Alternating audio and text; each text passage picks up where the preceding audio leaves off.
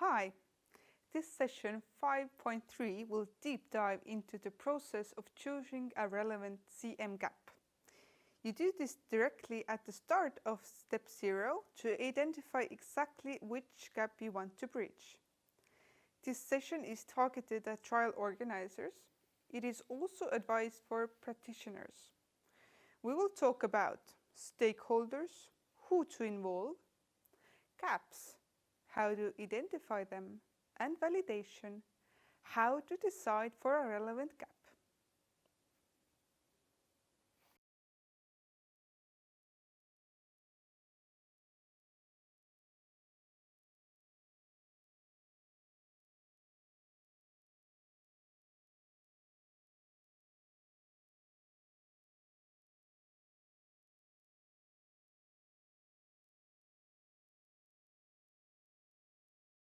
In session 2.1, you already heard about the identification of gaps as part of step 0 and as the starting point for the preparation of a trial. We now present some methods which help you identify gaps and hint at the 21 pre-identified gaps from Driver+.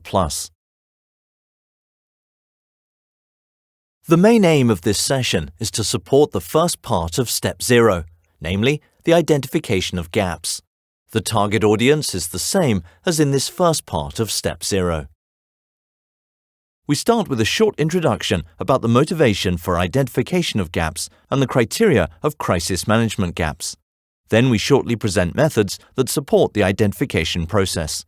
After that, we present a list of 21 CM gaps which have been already identified and validated in the Driver+ project. This list can be used to kick off the identification process within your organization. So let's start with the introduction, motivation and criteria for gaps. Why do we need gap assessment? We want to improve the way capability development and innovation management are tackled by testing and evaluating solutions that address the operational needs of practitioners dealing with crisis management. Therefore, it is of utmost importance for the project to start by understanding what are the main problems, or gaps, that crisis management practitioners are currently facing, and build upcoming trial activities based on that, to ensure that the results correspond to the practitioner's needs. Gap assessment helps to create a stable fundament for that, as it aims on identifying and validating the gaps that practitioners are currently facing. To identify and validate crisis management gaps, we need a deep understanding of the characteristics of gaps. Therefore, we shortly mention the most important criteria for the definition of gaps. Stating a gap is the expression of an operational problem and should state a limit in the ability to perform a task to the adequate level of performance. A gap statement should be self-sufficient.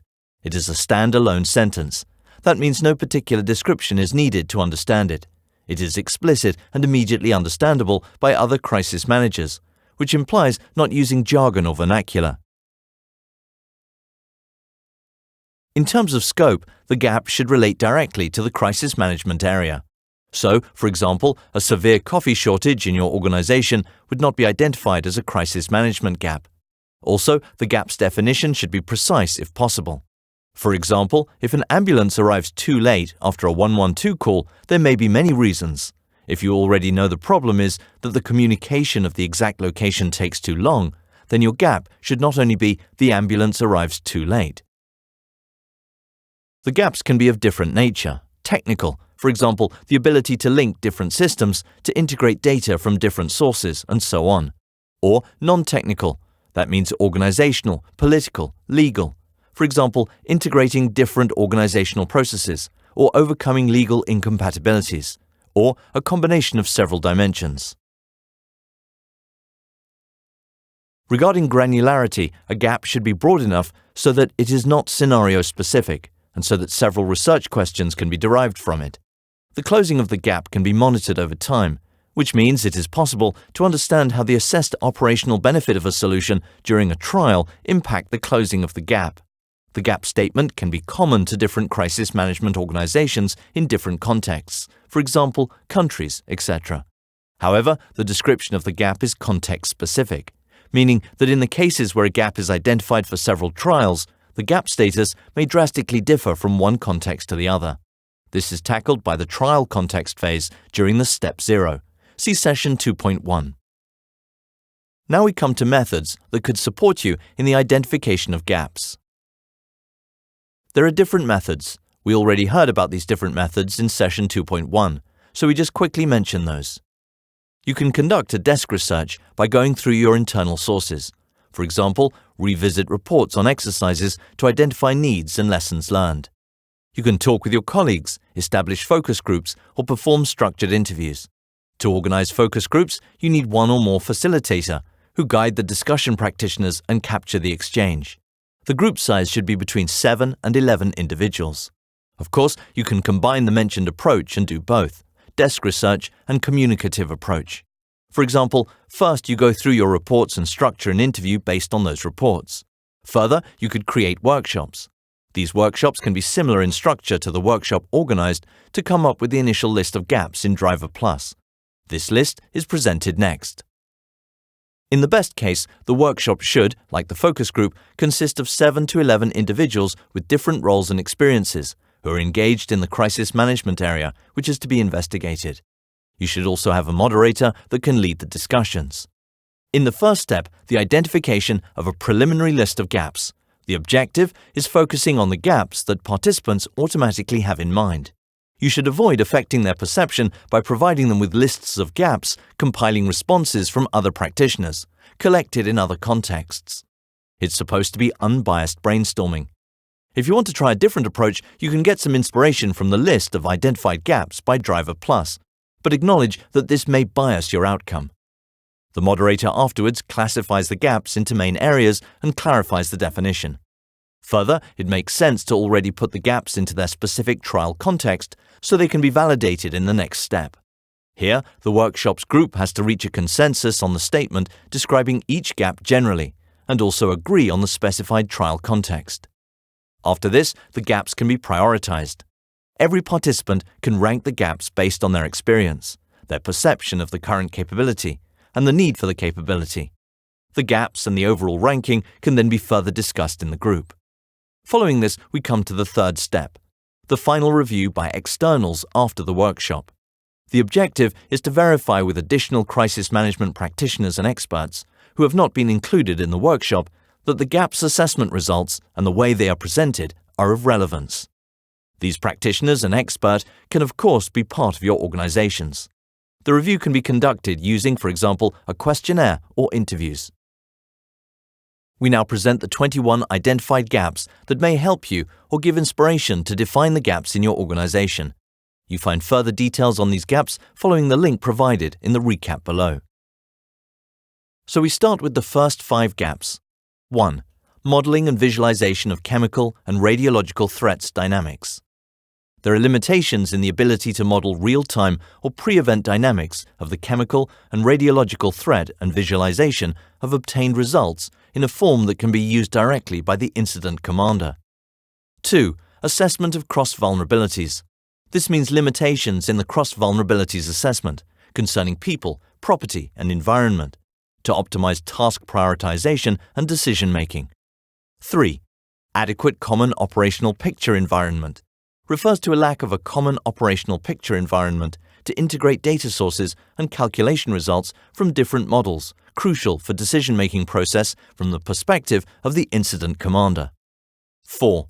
Real-time data and information fusion to support incident commander decision-making. There are limits in the ability to merge and synthesize disparate data sources and models in real time, historic events, spreading models, tactical situation, critical assets map, etc., to support incident commander decision-making. 5. Exchanging crisis-related information among agencies and organizations. Means having shortcomings in the ability to exchange crisis-related information among agencies and organizations, also related to as interoperability. 6. Common understanding of the information exchanged in response operations. There are limits in the ability to ensure a common understanding of the information exchanged, terminology, symbology, by all crisis managers involved in the response operations. 7. Understanding CM capabilities of participating organizations. concerns a lack of mutual knowledge or alignment of operational needs and procedures between different organizations responding to the same crisis scenario. 8. Shared awareness of status and planned efforts in CM operations means insufficient understanding of the overall current and planned response efforts, as well as current strategies across organizations during a crisis. 9. International cooperation in aerial firefighting refers to a lack of common doctrines and procedures supporting international cooperation in aerial firefighting. 10. Public warning with feedback, which is a lack of effective public warning systems with the ability to verify whether the information reached the recipient. 11. Communicating with the public during a large crisis. There are shortcomings in policy and procedures for communicating with the public during a large crisis. 12. Incorporating information from multiple and non-traditional sources refers to insufficiency in the ability to incorporate accurate and verified information from multiple and non-traditional sources, for example, crowdsourcing and social media, into response operations. 13. Managing spontaneous volunteers concerns insufficiencies in the management of spontaneous volunteers on the crisis scene in terms of location, tasking, capabilities, and shift duration. 14. Addressing the psychological stress of volunteers means low awareness and lack of ability to address the risks of adverse mental health effects and decreased psychosocial well-being in spontaneous and trained volunteers following response operations. 15. Resource management during long-term response operations. There are insufficiencies in terms of resource management, human resources, hardware, etc., during multi-stakeholder long-term response operations. 16. Response during large-scale and long-term cross-border crisis, which refers to limitations in the planning of resources, qualified personnel, and equipment for response during large-scale and long-term cross-border crisis. 17. Large-scale evacuation in urban areas means there are shortcomings in planning and managing large-scale evacuation of population in urban areas. 18. Use of virtual reality to enhance preparedness for large-scale evacuation means shortcomings in the use of virtual reality to enhance preparedness of first responders in case of large-scale evacuation, as a support for training and exercise. 19. Coordination in dealing with large numbers of severely burned casualties. There is lack of efficient coordination mechanism to overcome the limited capacity to deal with large numbers of severely burned casualties at member state level. 20. Locating casualties in large forest fires concerns limited ability to identify the location of injured, trapped, deceased casualties in large forest fires. 21. Providing medical assistance to casualties. There are barriers in capability to provide medical assistance to casualties either by transporting them to a safe place or bringing emergency medical service to the scene when medical care is not provided by firefighters' units. We now come to the end of this session, but first, a short recap. So we heard about why we need to identify gaps, what makes a crisis management gap, which methods can help identifying gaps, and peeked at the 21 identified gaps of Driver Plus. You can find the list and more details on the single gaps, as well as several potential solutions at the POS, of which the link is provided here. This is the end of session 5.3. Thank you for your attention.